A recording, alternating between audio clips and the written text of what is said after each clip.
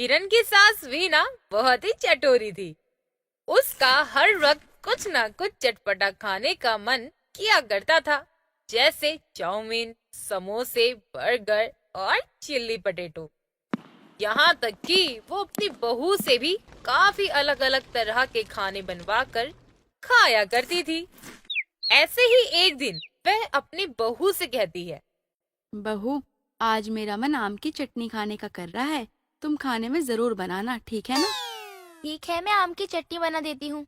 साथ में छोले भटूरे भी बना देना, खूब तीखे और चटपटे से। लेकिन माँ जी, मैंने तो दाल रोटी बनाई है, तो क्यों ना आप वही खा लो।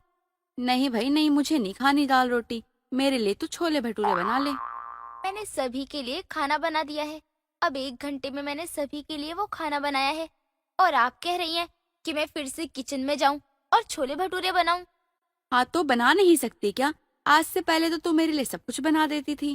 वो इसीलिए माँ जी, क्योंकि आप जरूरत से ज्यादा खा रही हो। आपकी सेहत के लिए ये सब बिल्कुल भी ठीक नहीं है। तू मुझे मत बता मेरे लिए क्या सही है और क्या नहीं। तुझे जो काम बोला गया है तू वो कर। हे भगवान, पता नहीं कहाँ से इतनी चटोरी सास पल्ले पड़ गई। हमेशा अलग अलग खाने की फरमाइश करती रहती है। जा, अब बना ले जाकर। क्या सोचने लग रही है? बना रही हूँ। अपनी सास के कहने पर किरण कुछ ही देर में सब कुछ बनाकर तैयार कर देती है। लीजिए आपके छोले भटूरे और आम की खट्टी मीठी और तीखी चटनी। मेरे मुंह में तो पानी ही आ रहा है। कितना स्वाद बनाया है तूने। मजा ही आ गया खाकर। किरण के हाथों के पकवान वीना बहुत मजे से खाती है। तभी उसका बेटा दिलीप और पति हीरालाल वहाँ आते हैं और वीना को चटकारे लेते देखकर कहते हैं। हाँ हाँ, तुम्हें तो मजा ही आएगा ना, इतना तीखा जो खाती हो। हाँ तो क्या, तुम लोगों की तरह ये रूखा सूखा खाना खाती रहूं? तुम भी खाओ छोले भटूरे। देखो कितने स्वाद बनाए हैं बहू ने। किरण, ये तुमने बनाए हैं? हाँ तो मैं क्या करती। माँ की जिद के सामने कभी किसी की चली है क्या, जो मेरी चलेगी। वीना, ये सब खाना कम कर दे। अब तेरी सेहत के लिए भी ये सब सही नहीं है। मुझे समझ नहीं आ रहा है यार, सभी को मेरी सेहत की इतनी फिक्र क्यों हो रही है। ठीक है, हम नहीं कर रहे फिक्र। खाओ, तुम्हें जो खाना है खाओ। ऐसे ही कई दिन बीत जाते हैं और ये सब ऐसे ही चल रहा होता है। सास काफी तरह तरह के भोजन बनवाती है और बहू भी बनाती है। वहीं अब किरण भी अपनी सास के इन चटोरेपन से परेशान होने लगी थी, लेकिन वो बनाती और सबको खिलाती। यार तुम ये सही नहीं करती हो। माँ को रोज ये चटपटा खाना खिलाती हो। अरे कितना नुकसानदायक होता है, पता भी है तुम्हें कुछ? पर मैं क्या कर सकती हूँ। मेरी तो क्या, माँ तो पिताजी की भी नहीं सुनती है। हाँ हाँ बेटा, इसकी कोई गलती नहीं है। मैंने भी देखा है बहू को। ये तेरी माँ को कम नमक मिर्च वाला खाना देती है तो वो कहती है कि मैं खाऊंगी ही नहीं। ये सब सुनकर वीना आकर बोलती है। अरे अब ऐसा क्या हो गया जो सबको मेरे खाने से दिक्कत होने लगी है? अरे नहीं माँ, किसी को कोई दिक्कत नहीं है आपके खाने से। पर आपको पता है, इतना मिर्च मसाला खाने वाले को पेट की बीमारी हो जाती है, और कुछ नहीं। आए हाय, कीड़े पड़े तेरे मुंह में। तुम लोग इतना डर क्यों रहे हो? भला खाना खाने से जिसको बीमारी होती है होती रहे, मुझे नहीं होगी। अभी मैंने कुछ दिन पहले ही एक न्यूज़ देखी थी, जिसमें एक आदमी को ऐसे ही रोज रोज कुछ ना कुछ चटपटा खाने की आदत थी। लेकिन इस आदत की वजह से हमेशा के लिए उसका लीवर खराब हो गया। हाँ हाँ, तुम तो कहोगे ही, तुम्हें बनाना जो पड़ता है। मैं सब जानती हूँ, तुम कैसे बेमन से खाना बनाती हो। रहने दो बहू, इसको तो कुछ समझाना ही बेकार है। बेटा, तुम रहने दो इसे अपने हाल पे। बेचारी किरण अपनी सास की इस आदत से बहुत परेशान हो जाती है, लेकिन ना चाहते हुए भी उसे अपनी सास के कहने पर कुछ न कुछ पकवान बनाने पड़ते थे। ऐसे ही एक दिन किरण की माँ की तबीयत बहुत खराब हो जाती है, जिसकी वजह से किरण अपने पति के साथ अपने मायके चली जाती। अब वीना और हीरालाल ये दोनों ही घर में, जिसके कारण वीना को खुद ही खाना बनाना होता था और हीरालाल वीना से कहता है।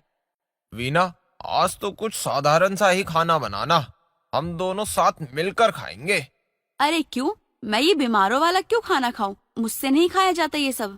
देखो, बहू वैसे भी घर पर नहीं है। अगर किसी की तबीयत खराब हो गई तो सभी परेशान होंगे। तो तुम रहने दो, अपना सादा खाना ही बनाओ। तुम्हें जो खाना है तुम अपने लिए बना लो, लेकिन मैं तो बाहर का ही खाना खाऊंगी। अरे, तुम्हें जो करना है करो। इतना बोलकर वीना बाहर जाकर टिक्की और बर्गर खाकर घर में आती है और आकर आराम से सो जाती है। शाम होने पर वीना रसोई में काम कर रही होती है। तभी हीरालाल उससे बोलता है। अरे वीना, कहाँ हो तुम? जरा एक कप चाय तो पिला दो। अरे हाँ हाँ लाती हूँ। सिर्फ चाय ही नहीं बल्कि समोसे भी खाओ चटनी के साथ। अरे, इतना भारी खाना भला कौन खाएगा? और तुम्हें इतना समय मिल भी गया समोसे बनाने का? अरे ना ना, मैंने नहीं बनाए हैं, मैं तो सामने वाले हलवाई से लेकर आई हूँ। ना, रहने दो, तुम ही खाओ, मुझे तो बस चाय ही दे दो। हाँ हाँ लो, तुम चाय ही लो। पता नहीं कितना डरते हो तुम लोग। मुझे देखो, मैं तो यही सब खाती हूँ और देखो मैं कितनी फिट हूँ। हाँ हाँ, तुम तो बहुत मजबूत हो ना जैसे। पर अब दाल चावल और रोटी भी बना लेना, मैं वही खाऊंगा। ठीक है बना दूंगी। रात के समय वीना हीरालाल को साधारण खाना बनाकर देती है, जिसके बाद वो खुद बाहर जाती है और वहाँ से चटपटा खाना खाकर घर आती। अब ऐसे ही एक दिन वह सब्जी लेने मार्केट में जाती है, जहाँ उसे पानी पूरी वाला खड़ा दिखाई देता है। वो बिना खाए रह नहीं पाती और जाकर पानी पूरी खाना शुरू कर देती है। और जब वो रात को घर आती है तो उसे बहुत उल्टियाँ होती। ये देखकर उसका पति उससे कहता है। अरे, क्या हुआ? तुम तो मार्केट गई थी ना, तो अचानक ये उल्टियां क्यों कर रही हो? चलो पहले डॉक्टर के पास चलते हैं। हीरालाल अपनी पत्नी को डॉक्टर साहिबा के पास लेकर जाता है। डॉक्टर साहिबा, देखिए ना, मेरी पत्नी को अचानक बहुत उल्टियां होने लगी हैं, रुक ही नहीं रही है। कहीं इन्होंने बाहर का खाना तो नहीं खा लिया जिसके कारण इनको उल्टी होने लगी? पता नहीं डॉक्टर, अब तो आप ही बताओ कुछ। हाँ हाँ, देखती हूँ अभी टेस्ट करके। अरे हाँ हाँ डॉक्टर साहिबा, मैंने बाजार में ठेले पर पानी पूरी खा ली थी, पर आप मुझे जल्दी से दवा दे दीजिए ताकि ये उल्टियाँ बंद हो जाए। ठीक है, दवाइयाँ तो आप ले जाइए, लेकिन आगे से आप ध्यान रखना कि बाहर का कुछ ना खाएं। ठीक है डॉक्टर साहिबा। ऐसे ही वीना थोड़े दिन तो हल्का फुल्का खाना खाती थी, लेकिन उसे धीरे धीरे आराम होने लगता है। फिर वे बाहर का खाना शुरू कर देती है। एक दिन की बात है, वीना बाजार में थी, तभी उसे एक टिक्की वाला दिखाई देता है। वो वहां से काफी तीखी टिक्की बनवाती है और काफी सारे पानी पूरी भी खा लेती है। और फिर रास्ते में उसे उल्टियां लगनी शुरू हो जाती हैं और कुछ दूर चलकर वो बेहोश हो जाती है और नीचे जमीन पर गिर जाती है। बाजार के सभी लोग उसके आसपास घेरा बना लेते हैं। तभी वो डॉक्टर साहिबा कहीं जा रही थी। वहाँ भीड़ देखकर वो भीड़ के करीब जाती है, जहाँ उसे वीना बेहोश पड़ी मिलती है। और तभी वो बोलती है। अरे, ये तो वही है जो कुछ समय पहले मुझसे इलाज करवा के गई थी, लेकिन इनको अचानक से क्या हो गया? ये यहाँ क्यों पड़ी हुई हैं?